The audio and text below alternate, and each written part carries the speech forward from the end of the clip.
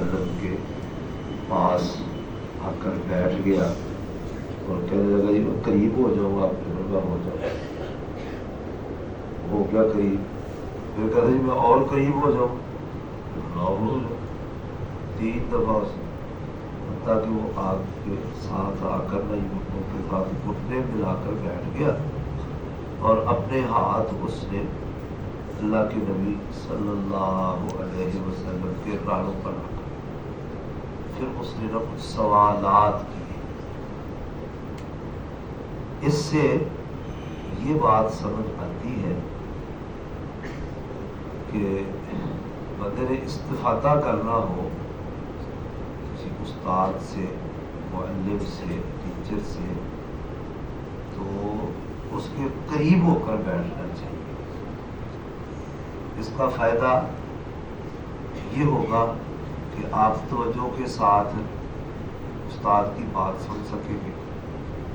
اچھا استاد بھی سامنے ہے، قریب ہے آپ، تو آپ کی طرف قدرتی طور پر اس کی توجہ زیادہ ہوگی. کوئی زائد کام، کوئی فضول کام بھی آپ نہیں کریں گے. اچھا یہ دلچسپی میں نے اپنے ساتھیوں کو دیکھا ہے کہ ان کا نا مزاج تھا کہ انہوں نے استاد کے سامنے فرنٹ میں بیٹھ کہہ دی اس طرح توجہ ہوتی ہے اپنے فضول کاموں سے بچ جاتے ہیں. میرے بھائیوں ہم نا دین سیکھنے کے لیے ادھر آئے ہیں، دین سمجھنے کے لیے آئے ہیں، اور یہ بڑا اہم ایک عمل ہے.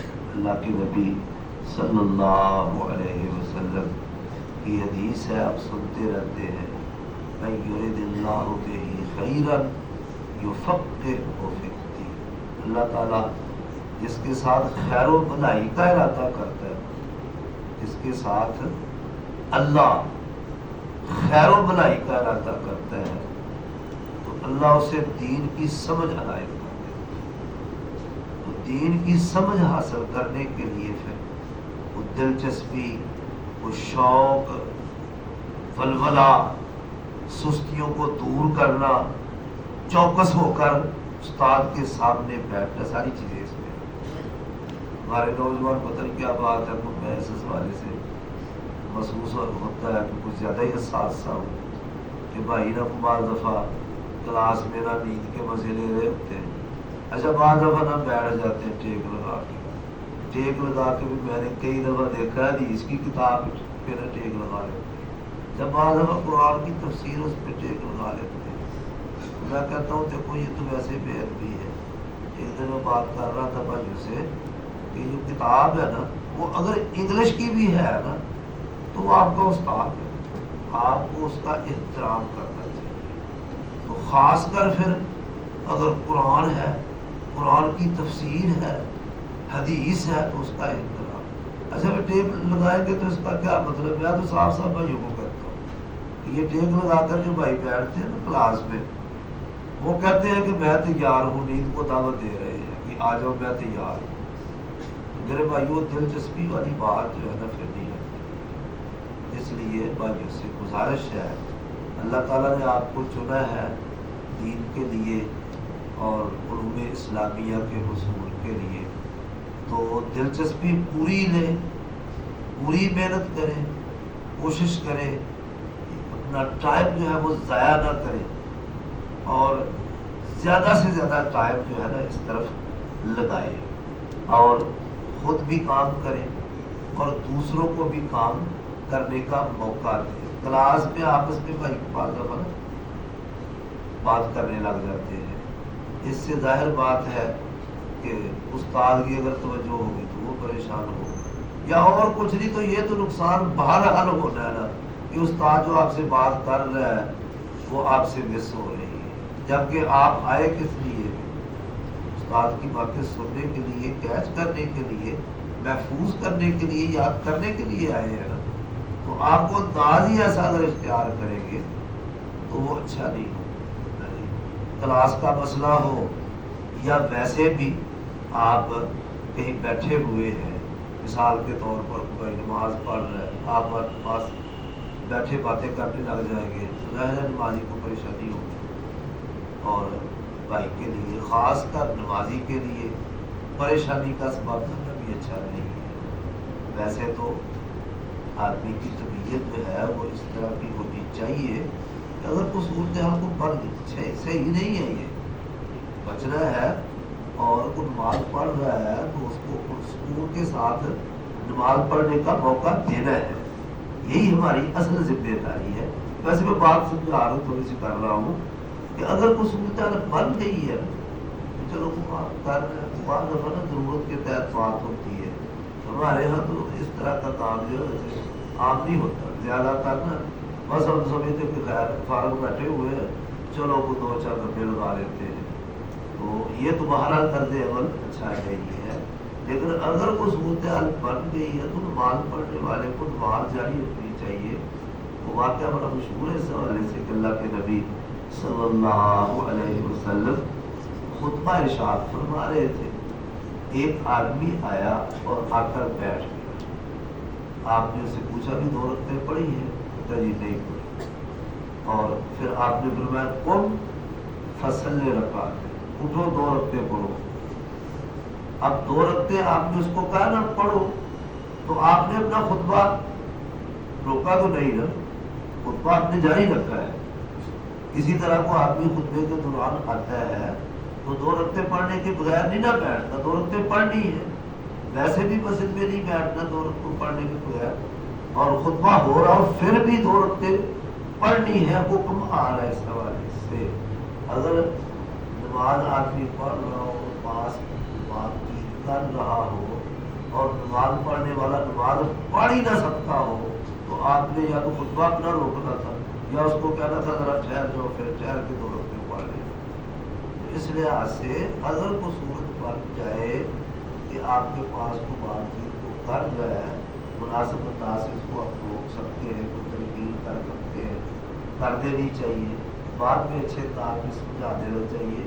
لیکن بہرحال نماز جو ہے نا اس میں خلل تو کچھ نہ کچھ آئے گا، لیکن یہ نہیں ہوگا کہ آپ نماز پڑھ ہی نہیں سکتے، ٹھیک ہے جی۔ تو سر دست جو بات میں نے اصل آپ کے سامنے کی ہے وہ یہ ہے کہ ہمیں اپنے کام کے ساتھ نہ دلچسپی ہونی چاہیے۔ اللہ جانتا مجھے یاد آ رہا ہے وہاں ہم ورک شاپ میں رہتے ہیں، ہمارے بزرگ بھی وہاں جاتے آتے رہے ہیں، تو بسا اوقات نا رات 10 بج گئے 11 بج گئے ہیں اور آوازیں آ رہی ہوتی ہیں، وہ چیزیں نا فروخت کرنے والے ریڈیو والے زور زور سے آوازیں لگا رہے تو 1 روپیے کلو 1 روپیے کلو۔ میں حیران ہوتا ہوں کہ دیکھو یہ دنیا کے 4 پیسوں کے لیے اتنی محنت، سونے کا ٹائم ہے اور جناب یہ زور لگا رہے ہیں، اور پورا جو ہے نا وہ اپنے کام میں دلچسپی ہے، 4 ٹکے جو ہے نا کمانے کے لیے۔ اور ہم دین کی سمجھ اللہ تعالیٰ کی بہت بڑی دولت ہے، بہت بڑی دولت ہے، جس کے نتیجے میں جنت آسان ہونی ہے۔ من سلک طریقا یلتمس فیہ علما سہل اللہ بہ طریقا الی الجنہ۔ تو آدمی یہ علم حاصل کرنے کے راستے پہ چلتا ہے نا تو اللہ تعالیٰ اس کے ذریعے سے جنت کا رستہ آسان ہے۔ بہت بڑا عمل ہے۔ اللہ تعالیٰ ہمیں نا اس چیز کا احساس کرنے کی توفیق دے کہ ہم جس رستے میں نکلے ہیں یہ کوئی معمولی رستہ نہیں۔ جب معمولی رستہ نہیں ہے تو پھر اس کے لیے محنت بھی کرنے کی بہت زیادہ ضرورت ہے۔ اپنے آپ کو کھپائیں، بس کوئی پرواہ نہ کریں کہ بس لوگ کیا کر رہے ہیں، بس آپ کو اللہ نے یہ موقع دے دیا ہے نا تو وقت ضائع نہ کریں، موبائل سے زیادہ اپنی نا جان چھڑا کے رکھیں، استفادہ اس کا صحیح، اس کا نہیں انکار۔ لیکن نوجوان نا وقت ضائع کرتے ہیں موبائل کی وجہ سے۔ اللہ تعالیٰ سے دعا ہے اللہ تعالیٰ ہمیں یہ جس مشن کے لیے ہم نکلے ہیں اس مشن کی نا اہمیت سمجھنے کی توفیق دے، اور پھر اس کے مطابق نہ اس کے تقاضے کرنے کی، پورے کرنے کی توفیق دے۔ تو بیماروں کے لیے صحت کی دعا کر دے، اللہ تعالیٰ سب بیماروں کو شفا دے۔ اللہم ربنا لک الحمد حمدا کثیرا طیبا مبارکا فیہ، اللہم صلی علی محمد وعلی آل محمد کما صلیت علی ابراہیم وعلی آل ابراہیم إنك حميد مجيد اللهم بارك على محمد وعلى آل محمد كما باركت على إبراهيم وعلى آل إبراهيم إنك حميد مجيد ربنا ظلمنا أنفسنا وإن لم تغفر لنا وترحمنا لنكونن من الخاسرين لا إله إلا أنت سبحانك إني كنت من الظالمين لا إله إلا أنت سبحانك إني كنت من الظالمين وإلهكم إله واحد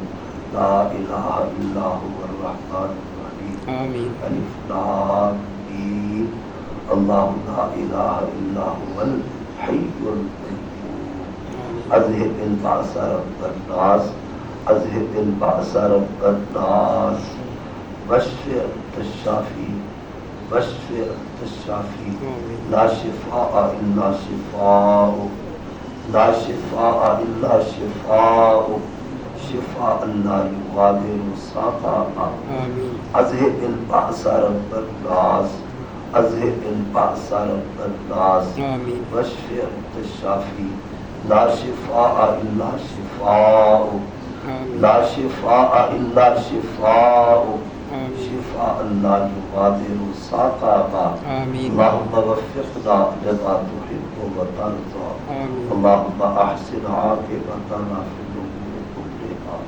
وأجرنا من خزي الدنيا وعذاب الآخرة اللهم رحمتك نرجو فلا تكلنا إلى أنفسنا طرفة عين وأصلح لنا شأننا كله لا إله إلا أنت وأصلح لنا شأننا كله لا إله إلا أنت ربنا آتنا في الدنيا حسنة وفي الآخرة حسنة وقنا عذاب النار سبحان ربك رب العزة عما يصفون وسلام على المرسلين والحمد لله رب العالمين.